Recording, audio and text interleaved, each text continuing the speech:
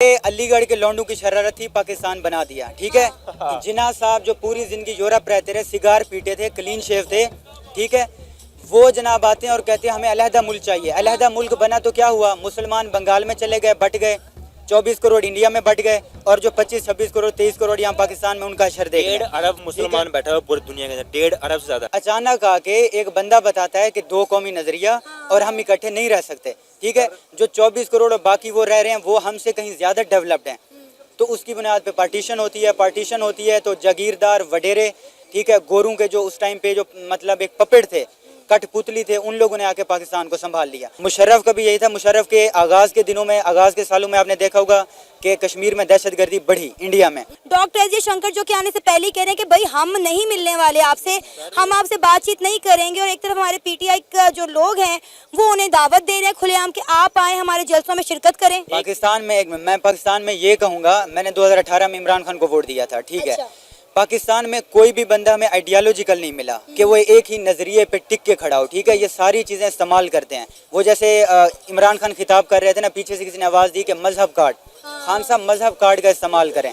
अच्छा, इंडिया की पॉलिसी लेके नवाज शरीफ को कह रहे हैं जी आप इंडिया से आपके अच्छे ताल्लुकात हैं और ये सारा कुछ ठीक है, तो आप इंडिया के मतलब आप गद्दार हैं, जो इंडिया से ताल्लुक रखेगा वो गद्दार है। जय हिंद दोस्तों, यूं तो पाकिस्तान में हमेशा कश्मीर की बात होती है। आज बात करेंगे एक पाकिस्तानी से जो बता रहे हैं कि कायदे आजम मोहम्मद अली जिन्ना ने किस तरह से अपने अय्यासी के लिए पाकिस्तान को बनाया। सना अमजद का ये वीडियो है, आप इसे एंड तक देखिए। चैनल पर अगर आप नए हैं, चैनल को सब्सक्राइब करना मत भूलिएगा। डॉक्टर एस जयशंकर 15 और 16 अक्टूबर को पाकिस्तान आ रहे हैं। अभी तो वो मालदीव्स के प्रेसिडेंट मोइज़ो से मिल रहे हैं, बात कर रहे हैं, उनकी 1-on-1 मीटिंग हो रही है, वो नरेंद्र मोदी से मिलेंगे।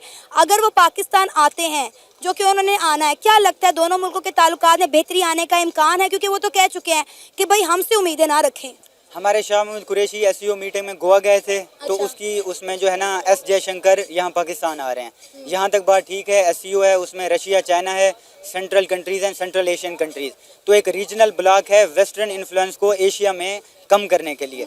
उस हिसाब से हमने देखना होता है कि पोजीशन क्या है। इंडिया पोजीशन ले रहा है एज अ न्यूट्रल, कि हम यहाँ पे भी हैं और वेस्टर्न अलायंस में भी हैं, तो वो इंटरनेशनली उस प्लेटफॉर्म में आ रहे हैं। पाकिस्तान से कोई वो ये आपको एक सहारा दे रहे हैं, ये आपको ही यूज करेंगे आगे, देखना। ये आपको एक सहारा दे रहे हैं, वो कहते हैं पंजाबी में कहावत है, आपको ठोक देंगे आगे ये लोग। इंडिया कहता है घर में घुस के मारेंगे, तो वो वही तो काम कर रहे हैं। आ तो रहे हैं घर हमारे, और क्या कर रहे हैं, वहीं से सपोर्ट ले रहे हैं, वो हमें मार देंगे आगे थोड़ी वहाँ रूल रही है। हम भी एटॉमिक कंट्री हैं, वो भी एटॉमिक कंट्री है, कोई जंग वगैरह भाई कौन सा एटॉमिक चल रहा है, चलता भी है वो। मेरा ख्याल है एक मीम्स बनी थी हमारी, जब एक लाइट चली गई थी, वो कहता है भाई देखो वो हमारा एटॉमिक तो नहीं चार्ज हो रहा वहाँ पर जाके। पूरे पाकिस्तान में लाइट चली गई तो वो कहते हैं एटम बम चार्ज हो रहा है। एटम बम चार्ज हो रहा है, तो वो चलेगा? बताओ मुझे एंड पे। नहीं, मैं वैसे कह रहा हूँ कि कोई जंग वगैरह नहीं होगी। ठीक है, न्यूट्रल सीन रहते रहेंगे।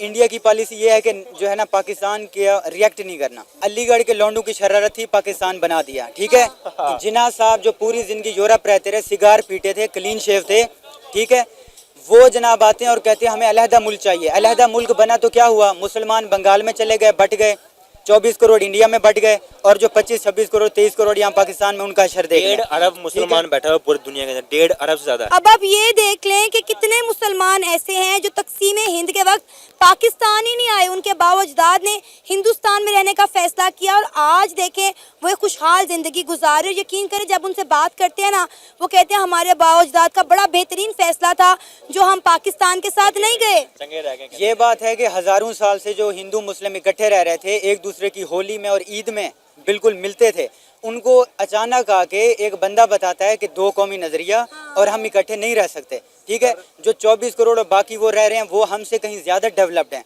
तो उसकी बुनियाद पे पार्टीशन होती है तो जागीरदार वडेरे, ठीक है, गोरों के जो उस टाइम पे जो मतलब एक पपेट थे, कठपुतली थे, उन लोगों ने आके पाकिस्तान को संभाल लिया। जो अशराफिया थी, जो तिजारत करने वाले लोग थे, बड़े बड़े बिजनेसमैन, पाकिस्तान बन गया, वेलफेयर स्टेट नहीं बनी। पाकिस्तान बन गया, ताजिर हाकिम हो गए, सियासतदान हाकिम हो गए, गरीब अवाम उधर की उधर ही है। जब आप मुशर्रफ के दौर पे देखेंगे तो उस टाइम पे भी इंडिया की यही बात रही है हमेशा से कि आप टेररिज्म ख़त्म करें, क्रॉस बॉर्डर जो इन्फिल्ट्रेशन है, आपके बंदे आके कश्मीर में कार्रवाइयाँ कर जाते हैं, आप वो ख़त्म करें, टॉक्स और कन्वर्सेशन फिर चालू होंगी। ठीक है, उनकी पहली बात यह है। पाकिस्तान कहता है कि कन्वर्सेशन करें, आहिस्ता आहिस्ता दहशतगर्दी ख़त्म होगी और आप कश्मीर का इशू सॉल्व करें।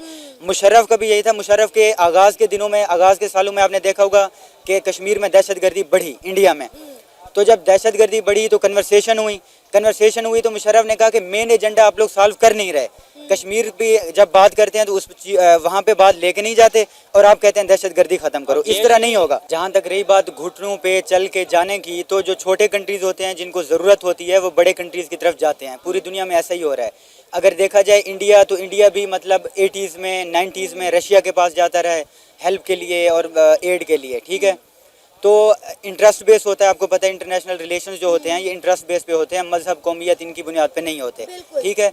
तो मालदीव को चाहिए था कि इसका जवाब इमोशनल ना देते, वो देखते कि हमारी मालदीव की जो इकानमी है वो टूरिस्ट बेस इकानमी है और इंडिया की पॉपुलेशन जो है वो कोई सेकंड नंबर पे आ गई है, फर्स्ट नंबर पे आ गई है। तो वहाँ से टूरिस्ट आते हैं मालदीव में और उनका रेवेन्यू जनरेट होता है।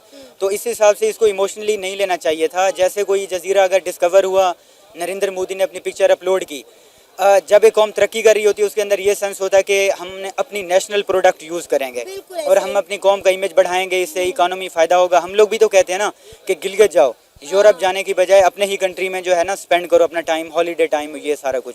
सऊदी अरब ने नियोम जो वो आइलैंड बिल्डअप कर रहा है वो भी यही है कि यार ये सारे जो लोग हैं अपने ही कंट्री में एंजॉयमेंट करें, एक्सपेंस आउट करें, ठीक है।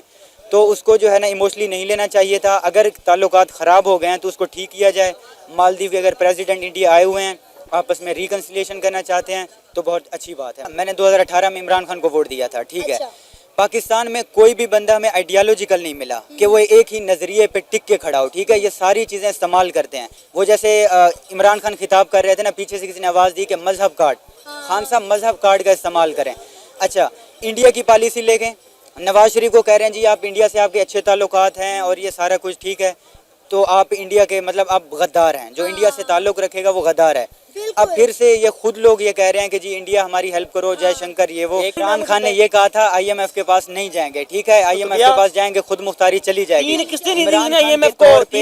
हमारा स्टेट बैंक जो था ना वो IMF के बिल्कुल रेगुलेट होने लगा। IMF डायरेक्ट कर रहा था कि हमारी मॉनिटरी पॉलिसीज किस तरह की होंगी, ठीक है। IMF के अंदर भी ये PTI का बंदा बैठा हुआ था। पहला यूटर्न। दूसरा यूटर्न, फजलुर रहमान को क्या कहता था, डीजल धरने में सरेआम कहता था। अब फजलुर रहमान अच्छा हो गया। दो बातें हो गई। अमेरिका के खिलाफ बहुत सारी बातें करता रहा, फिर ट्रंप से मिला और ये सारी बातें 3 हो गई। इंडिया के खिलाफ बहुत ही कहता रहा कि यार नवाज शरीफ जो है वो गद्दार है, ये है वो है। फिर इंडिया से रिकन्सिलिएशन की बातें हो रही हैं, ठीक है। हर तरह का यू टर्न लिया है। कल मैं इसकी स्पीच देख रहा था, उसमें ये कह रहा था ये पता नहीं क्या है, फजलुर रहमान PDM आए दिन इन्होंने जलसे किए होते हैं, धरने दिए होते हैं, इकोनॉमी डैमेज होती है, रोड ब्लॉक होते हैं, बिजनेस एक्टिविटीज़ नहीं चल पाती, तो अल्टीमेट इफेक्ट जो होता है गरीब के ऊपर होता है, ठीक है। टमाटर, प्याज, आम जो कमोडिटीज़ हैं इनकी इन्फ्लेशन होती है, रेट हाई हो जाता है। अब जब हम देखें ये बंदा डी चौक पे 113 दिन इसने धरने किए, अब इसके धरने चल रहे हैं। चाइना से एक वफद आ रहा था, धरने चल रहे हैं। आगे SCO मीटिंग आ रही है तो उसमें भी इनके धरने होंगे, ठीक है। हम दुनिया को क्या पैगाम देंगे? खान साहब खुद मुख्तारी की बात हमारे लिए पैगाम जी, आप बात कर रही हैं ना कि आप स्वाद को देख लें, क्या इन्होंने यूरोप बना दिया पकड़ के, कितनी देर इनकी हुकूमत रही। आप के भी का देख लें, क्या इन्होंने यूरोप बना दिया उनको पकड़ के। अल्हम्दुलिल्लाह, अगर नवाज शरीफ ने बात की थी ना कि अगर मेरी हुकूमत रहती तो मैं यूरोप बना के दिखाता। तो दोस्तों, आपने ये वीडियो देखी और आपको आइडिया लग गया होगा कि पाकिस्तान का यूथ अब सारी बातें समझ चुका है, सब कुछ उसके जहन में सही तरीके से बैठ चुका है। क्योंकि अभी तक पाकिस्तान के यूथ को या फिर पाकिस्तान की पहली जनरेशन को जिस तरह से भारत के खिलाफ एक जहर घोला गया था, अब वो जहर धीरे धीरे कम होता हुआ दिख रहा है कुछ पढ़े लिखे नौजवानों में। इस नौजवान ने सही बात कही कि एक अलीगढ़ का लड़का आता है जिसको एक धुन सी सवार होती है कि मैं एक अलग राष्ट्र बनाऊंगा और 2 कौमी नजरिए पे पाकिस्तान बना, और पाकिस्तान का कायदे आजम बनने के बाद इसके हाल आपने देखे, किस तरह से ये वेस्टर्न ड्रेसेस पहनता था और जिस तरह से ये सिगार पीता था, जो इस्लाम में हराम चीजें थी वो सारे काम करता था। लेकिन पाकिस्तानियों ने इसे कायदे आजम का तमगा दिया और कायदे आजम को ये किस तरह से पूछते हैं आपको समझ आ चुका होगा कि पाकिस्तान के यूथ को पता चल चुका है कि उसने अपनी अय्यासी के लिए, अपने मजे के लिए पाकिस्तान बनवाया। 1947 में कुछ मुसलमान पाकिस्तान आ गए, कुछ भारत रह गए, और उसके बाद 1971 में बांग्लादेश बना, कुछ वहां चले गए। जब सारे मुसलमान एक साथ रहते थे, हिंदुओं के साथ मिलजुल कर रहते थे, तब कितना भाईचारा था भारत के अंदर। लेकिन अंग्रेजों ने जाते जाते 2 कौमी नजरिए का जो एक कीड़ा था वो इस अलीगढ़ के लड़के के अंदर डाला और फिर ये नजरिया बहुत बड़ी तब्दीली लेकर आया और पाकिस्तान बना। दोस्तों, आज पाकिस्तान के क्या हाल हो चुके हैं आपको समझ आ चुका है कि दोनों देश जो एक साथ अपनी जर्नी स्टार्ट किए थे, आज पाकिस्तान इस दहाने पर खड़ा है कि उसे कोई भीख तक नहीं दे रहा है। लगातार भारत से मदद की गुहार लगाई जा रही है। एससीओ मीटिंग में भी यही सोचा जा रहा था कि जयशंकर साहब बायलैटरल रिलेशंस के ऊपर बात करेंगे, लेकिन दोनों देशों की मिनिस्ट्री ने क्लियर कर दिया कि ये रिलेशन के ऊपर बात नहीं होनी है। ये सिर्फ एससीओ मीटिंग अटेंड करने के लिए जयशंकर साहब आ रहे हैं। वहीं पीटीआई वाले भी ये कोशिश कर रहे थे कि जयशंकर साहब बोले कि इमरान खान को रिलीज करें। ये वही लोग हैं जो कहते थे कि भारत सबसे बड़ा दुश्मन है। आज इमरान खान को रिलीज करने के लिए जयशंकर से मदद की गुहार भी लगा रहे हैं। दोस्तों, ये हाल हो चुका है पाकिस्तान का, और पाकिस्तान में अगर कोई लीडर कुछ अच्छा करना भी चाहे अपने देश के लिए तो उसे सलाखों के पीछे चक्की का आटा पीसना पड़ता है।